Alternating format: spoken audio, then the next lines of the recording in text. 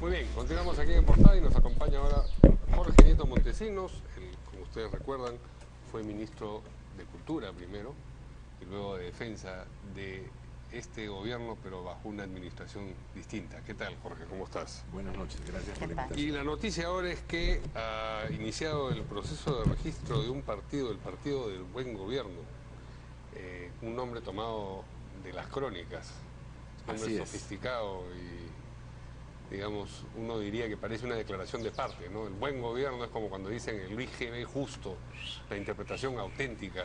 Pero en este caso es también la voluntad de entroncar con una tradición que está en realidad bastante perdida en la historia del país, en la propia historiografía, a pesar de que la Biblioteca Nacional publicó hace unos meses atrás 4 tomos excelentes organizados por un gran historiador, lamentablemente ya fallecido, Carlos Araníbar, una persona que cada cosa que escribía era absolutamente aprovechable. Y entonces tomar contacto con alguien que hizo finalmente el primer diagnóstico de gobernabilidad del país, después de su relato largo en la crónica y de las ilustraciones que en realidad para Araníbar y para muchos son la parte principal de la obra. Ahí está lo que no se puede escribir. Exactamente, porque y además por un tema adicional, Mario, él dibuja, porque digamos, sabe que de quién es la crónica, porque hemos omitido el Guamán Poma de Ayala, un hombre también un poquito olvidado, ¿no es cierto? Sí, claro. Que echa un viaje desde su tierra natal, Lucanas, hasta Lima para entregar una carta de la cual además ha hecho otra copia a mano por si se pierde la primera para que pueda llegar finalmente su alegato al rey. Pero en fin, el primer diagnóstico de gobernabilidad le dice al rey al final de su carta, su majestad, sus intereses serían mejor servidos si en vez de enviar a estas tierras a gente que ni las conocen ni conocen a sus naturales, se apoyara en nosotros, los líderes de estas comarcas, que velaríamos mejor por sus intereses y por la felicidad de su gente.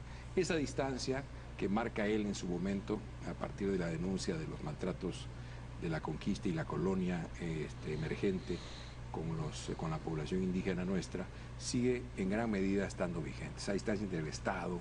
Esta alusión a la felicidad la has recogido. La he recogido no solamente de Guamán Poma, él la menciona. Está en la Constitución norteamericana. Está también, y es una vieja preocupación de los filósofos políticos, en general del debate ilustrado del siglo XVIII. Ellos todos hablan del tema de la felicidad como un tema que los políticos debemos tener en la cabeza. Tomar en cuenta que finalmente de lo que se trata de hacer políticas para que la gente esté mejor y si es posible, feliz. ¿Y a quiénes hace el llamamiento?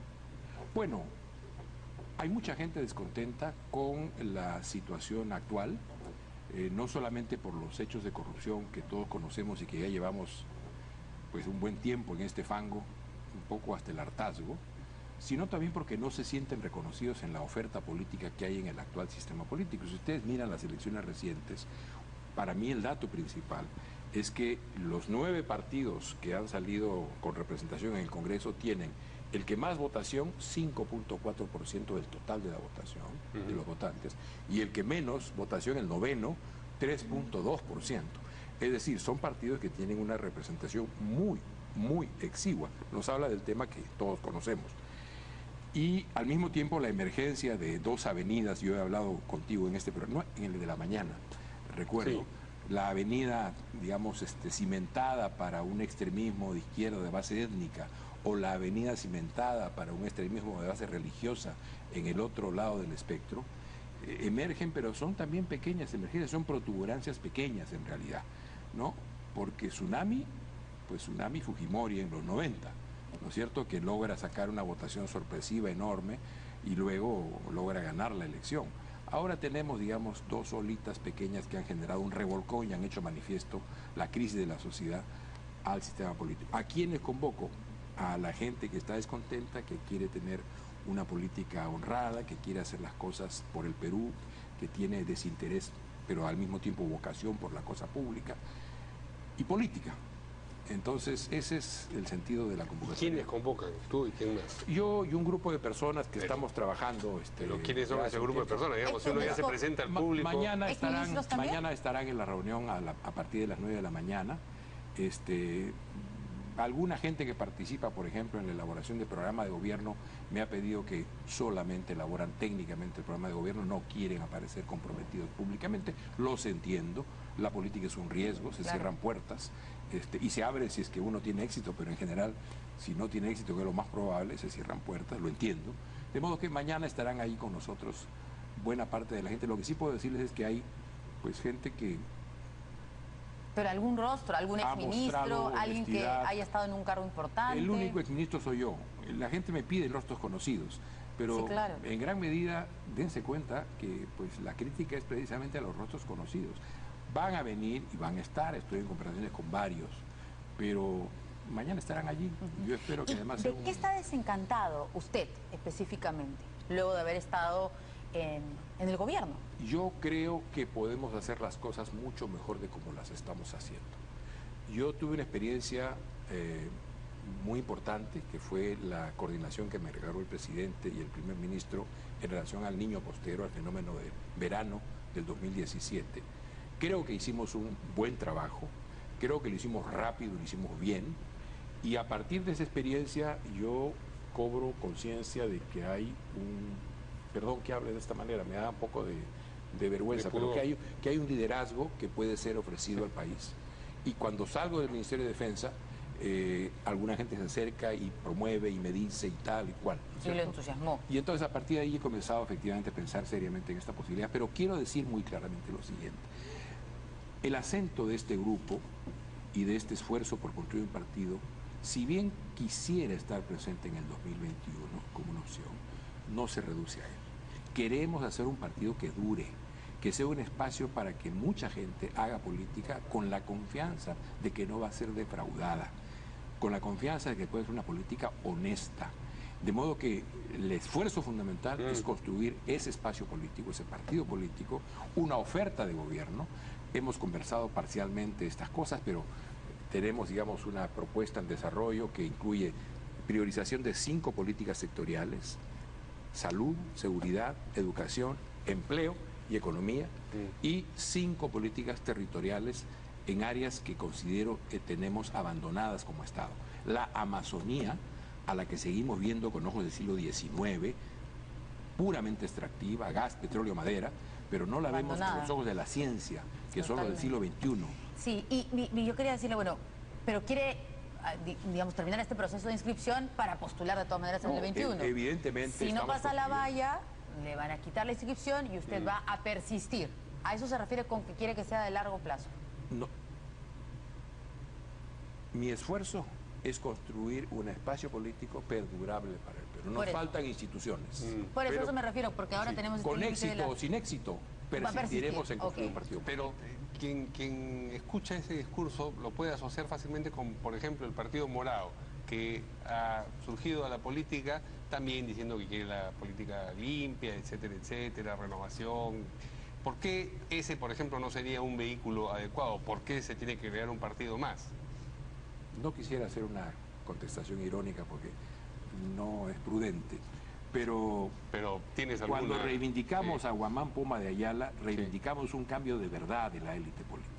Estamos pensando en convocar a otro sector social que existe en el país, que ya tiene formación y preparación, pero que no se mueve en los círculos de lo que algunos amigos de la universidad llaman GCU, la gente como uno. Realmente estamos convocando a ese grito que dio en su momento. ¿Y el Partido Morado, por mencionar uno, no te parece Cuando uno mira la votación, uno claramente ve cuál es la ubicación. En la votación reciente tenemos 2 partidos nacionales: Acción Popular, cuando uno mira Acción Popular y Alianza para el Progreso. Y luego tenemos partidos regionales.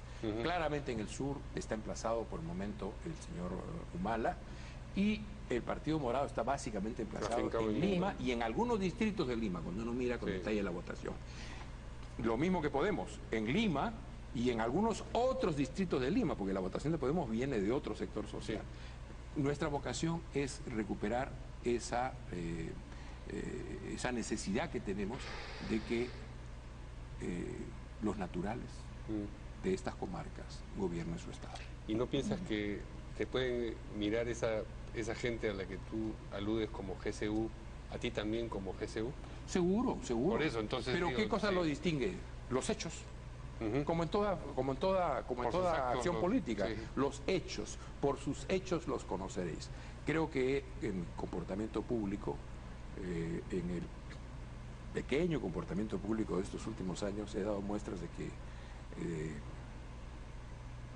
soy honesto, digo lo que pienso, no me corro en dar opinión casi en ningún tema, hay cosas que no sé, y al mismo tiempo he hecho una gestión de gobierno tanto en cultura como en defensa, en atención a los más pobres de este país. Y eso es lo que quiero poner en juego. Y hablando de opinión, antes que nos gane el tiempo, ¿cuál es su opinión sobre estas nuevas declaraciones de Barata, donde, a decir de IDL Reporteros, habla con mayor precisión sobre la participación de Pedro Pablo Kuczynski en todas las ayudas, si se puede decir de alguna manera, que se le dio a Odebrecht para hacer la IRSA?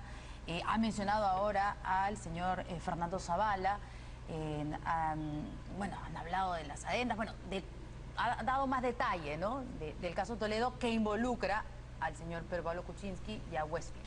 Yo me quedo con las declaraciones que ha hecho la ex procuradora Catherine Ampuero.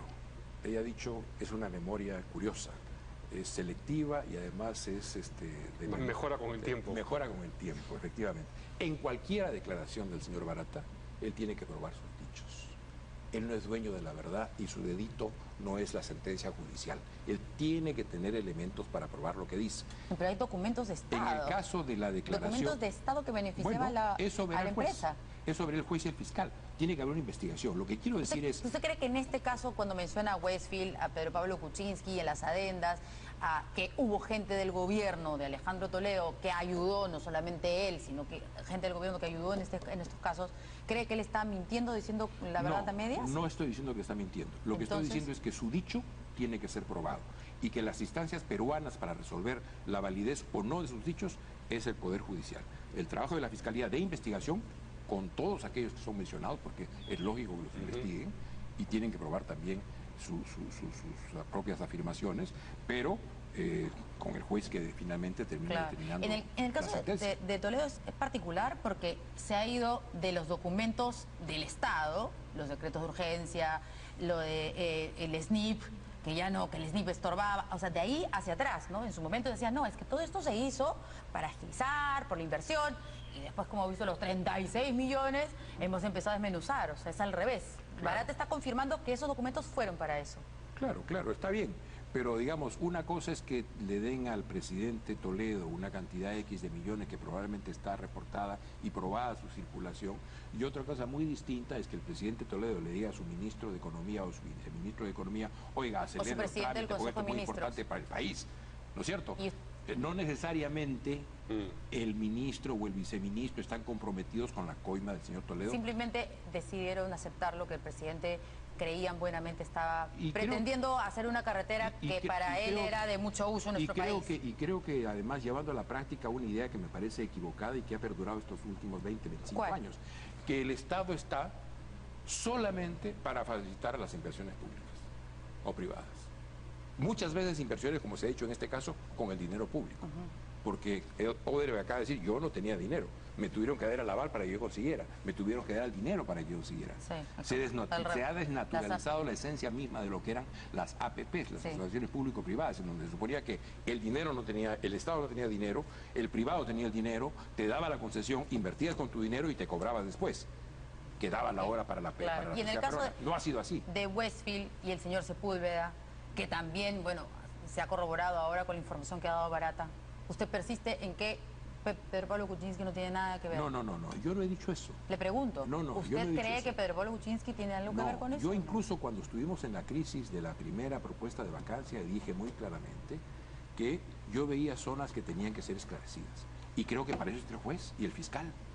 Y debemos confiar en que el juez y el fiscal hagan su trabajo. O sea, esas son las instancias que nuestro Estado se ha dado para determinar si usted es culpable o es inocente. No la voz de Barata.